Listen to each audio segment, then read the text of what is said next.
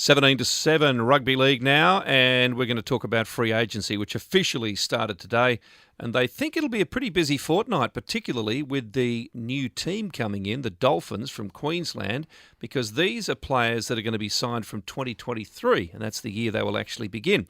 To shed a bit of light on that and just tell us how he feels about whether this system works or not, and we might ask him too about the draft, which is just being mooted. And we'll talk about that in general terms because no one's really formulated any kind of plan for that yet.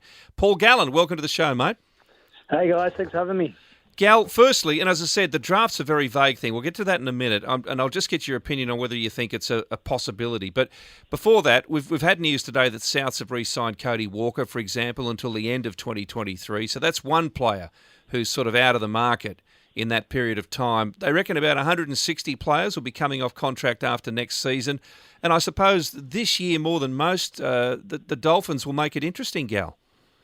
Yeah, without a doubt. And I think, look, I've got to say, I think the managers, all the players' managers have positioned this really well for their clients, that they all come off contract sort of around this time because the new club was rumoured to be coming in. They did say they were going to bring a club in. We didn't know where or who it was going to be, but now we know it's the Dolphins. And I've got no doubt the managers absolutely position this so all these players will be coming off contract at this stage. And I've got to say that it's probably it's not only one of the biggest, but it's also one of the best groups of talent we've had come off contract for a long, long time. And there's going to be plenty of player movement in the market going on, and there'll be plenty of contract talk over the next few months, as I'm sure. Which, you know what, it's good for rugby league because we're still talking about rugby league in the off season, which is what we want. You're right. The AFL do that beautifully.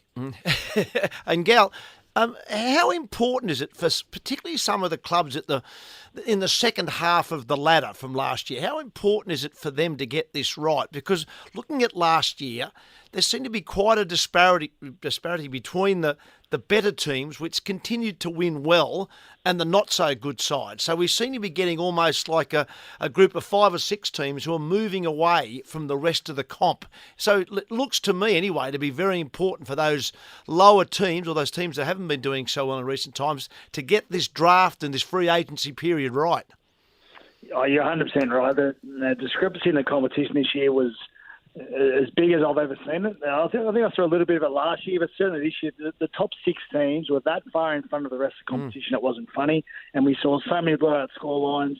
And I've got to say, overall, that's not great for the game. Yeah, you throw on top of that, there's going to be another team coming in the competition in just over 12 months' time. So, I mean, that's going to spread the playing talent even thinner. So it's just really, really important that these bottom clubs do get it right, because when you don't get it right, it doesn't cost you for a year or two. It costs you for 3 or 4 years, because you've got to wait.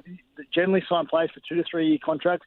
You've got to wait for them to come off contract, and you've got to look for new people in the market. So if you don't get it right the first time, it's not fixed up in a year or two. It's generally a 3 or 4 year process. And then, of course, you throw on top of that, when you're not going so good, some of the better players that are coming off contract, they don't want to go to that club. They want to go to a club that's going to be successful. So it can be a long time to turn things around if you don't get it right. And, I think we've seen that clubs like the Bulldogs. The Bulldogs are an absolute powerhouse. For my entire time in the game, they were constantly in the semi-finals, and you see what they're doing at the moment. They're sort of lucky they're a powerful club. They've got a good backing behind them, and they've got Big Gus there now doing things. So hopefully they can turn it around quicker than most. But you see the trouble they're in at the moment, and their cap at the moment is reported to be very high as well. They're in trouble with their salary cap at the moment with the playing roster they have. So it is a big issue, and you do have to get it right. That's why you need good guys at the top doing the job there. Gal, there's a lot of rumours about various players, and I'd take half an hour to list them all that have been reported in the papers over the last week or so. But of the more interesting ones, the importance for the Dolphins, for example, to sign a marquee player or players, and Kalen Ponga's name keeps coming up. He has an option to stay with Newcastle. There are reports that there are clauses even in those options relating to performance. So it looks like there might be a window of opportunity for Kalen Ponga, and apparently there's plenty of money, obviously, that the Dolphins are prepared to spend.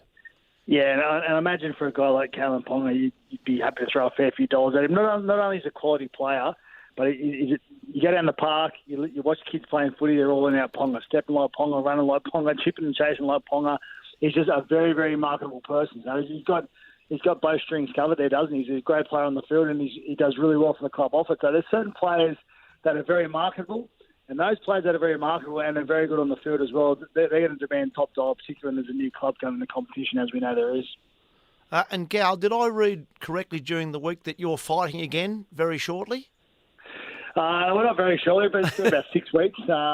Against Josh Alloway, the Manly front rower. So we'll be getting stuck into it on the 10th of December. I haven't got a location. I'm not exactly sure where it is. I'm not sure if it's in Sydney. I've heard rumours it may be Newcastle. So we will be fighting out on the 10th of December. So just under 6 weeks' time. And you had a nice little exchange on Instagram, I believe. You want to tell us all about that? Yeah, a bit of exchange. A bit of a. You got to sell the fight, but I can assure you guys and everyone else that. The animosity from me, I don't know from him, but the animosity from me is real. I don't like him at all, and I'm not just on that to sell the fight. I've been told off many people what he's like, what type of person he is, and I'm seeing that shine through in a lot of things going on at the moment. So he's not my cup of tea at all, and we're doing everything I can to make sure I get the win on the 10th. Gal, you do like us though, don't you? I'm just checking. One thing about me is I think you know where I stand. I'm going to see him on set. Best way to be. I'm going to see him on set at Channel 9 occasionally. I reckon you're terrific, mate, Gal. I'm a real fan. I'm a fan of you too. I'll never forget the day you give it a 50. I was watching at home on TV. You give it a 50. You're the greatest thing ever. I text him straight away. Tell Tubby how good. Well, somebody has to. Gal, just quickly too, I must say it's a credit to you that a lot of these fights you have actually allowed your opponent to dictate the number of rounds and the length of those rounds too. And I think you've made concessions again. I know you weren't overly happy about it, but it's a credit to you that you're prepared to do that. Yeah, look, I'm not happy at all. I'm pretty dirty about it. And you know what? If it was just a footy player coming out and saying he wants a challenge, he wants to fight me, he doesn't like me, he thinks he can beat me, that would be fine. I'd accept the 6 2-minute rounds or the 8 2-minute rounds, whatever it is, without any issue. But the way he come out, saying anyone who knows anything about boxing knows I'll win this fight. I've been boxing since I could walk, and I'm going to beat him. Like I just found him to be real arrogant, and I thought, well, if you're that good, why aren't we doing it properly? Why aren't we fighting 3-minute rounds? That was sort of my sticking point. Mm. And when I asked him about it on Saturday night, I said, mate, why don't you fight 3-minute rounds? He's just cheeky and just replies, because the contract you sent me is 2-minute rounds. And like he doesn't get it. I'm not the promoter. I don't send him the contract. I don't make the rules. So he's very, very frustrating to be involved with. But as I said, it's going to be 8 2-minute rounds now by the looks of it. And I'll catch up with him on the 10th. Don't worry about that. Well, it sounds like it's going to be good fun, mate. It sounds like it'll be good fun. Look, before I let you go, just quickly back to rugby league. And again, this is just a very vague notion at the moment. You know, Gal, from way back, ever since Terry Hill won the court case decades ago, they still keep bringing up the topic of an NRL draft from time to time. But Wayne Bennett has suggested it might be a good idea with expansion on. And, of course, he would say that because he's in charge of the expansion team. But yeah, surprise. Yeah, look, we're not America. It's not something I know a hell of a lot about. The one area I think it could help is maybe at the junior level, maybe at the youngsters, because we don't want...